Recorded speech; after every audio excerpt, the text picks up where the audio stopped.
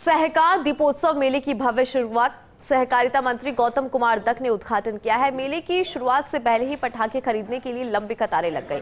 पूजन सामग्री, हैंडीक्राफ्ट का सामान, सूखे मेवे और अन्य सामग्री भी मेले में उपलब्ध। देखिए, एमएमटीसी के चांदी के सिक्के भी सहकार मेले में उपलब्ध है। फिलहाल ये तस्वीरें भी आप तक पहुंचा रही हैं। लाइव तस्वीरें हैं जो आप देख पा रहे होंगे। प्रमुख सचिव मंजू राजपाल, शिल्पी पांडे, राजेंद्र सिंह, आरएस चुंडावत भी मौजूद। तो सहकारिता मंत्री गौतम दत्त ने उद्घाटन किया। मेले की शुरुआत से पहले ही पटाखे खरीदने के लिए यहां पर लंबी कतारें भी नजर आई। दो तस्वीरें, पहली लाइव तस्वीर है और दूसरी तस्वीर किस तरह से यहां पर उद्घाटन किया गया उसकी तस्वीर है। और मेले की शुरुआत से पहले ही पटाखे खरीदने के लिए लंबी कतारें भी यहां पर नजर आई। सहकार दीपोत्सव मेले की ये भव्य शुरुआत हुई है, तो बेहद खास इसकी शुरुआत। आप इसी से अंदाजा लगा सकते हैं कि मेले की शुरुआत से ही पहले पटाखे की खरीदारी के लिए लंबी लाइन। शुभकामनाएं। जिस तरह से पूरे मेले का आयोजन हुआ, किस रूप से इसकी क्रियान्विति होनी है और पिछली बार से इस बार कैसे अलग है?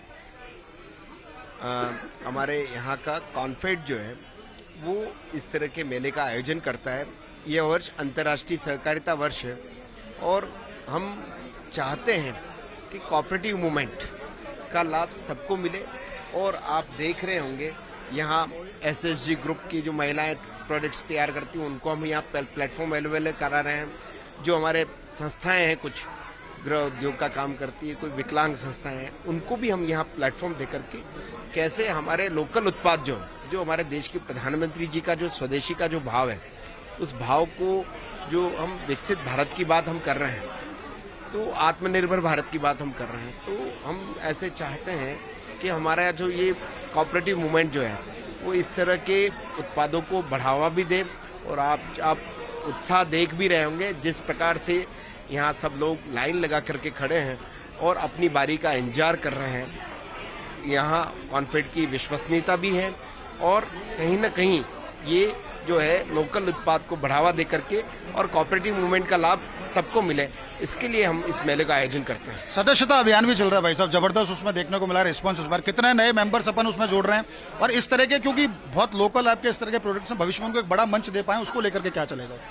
हमारा अभी 2 तारीख से हमारे मुख्यमंत्री जी ने राजस्थान में कोऑपरेटिव मूवमेंट को बढ़ावा मिले, इसके लिए उन्होंने, क्योंकि ऐसा मेरे को देखने को हम सब देखते हैं कि कोई संस्था है वो कहीं ना कहीं अपने आप को रिजर्व कर लेती है, तो हमने इसके द्वार खोले हैं और हर संस्था में उसको टारगेट दिया है कि 10% अपने मेंबर्स, नए मेंबर्स बढ़ाएं और इस कोऑपरेटिव मूवमेंट से जोड़ें और नई जो एक्टिविटीज़ हैं वो भी बढ़ें।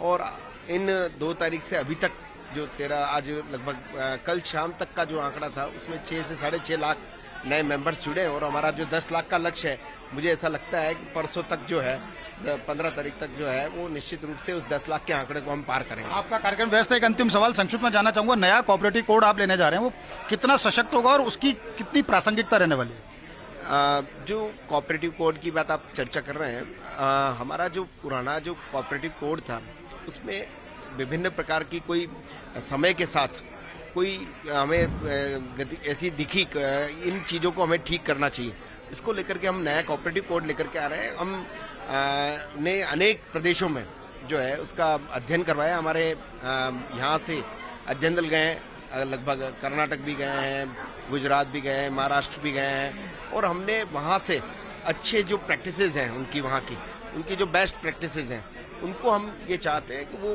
राजस्थान में उनको भी हम धरातल पर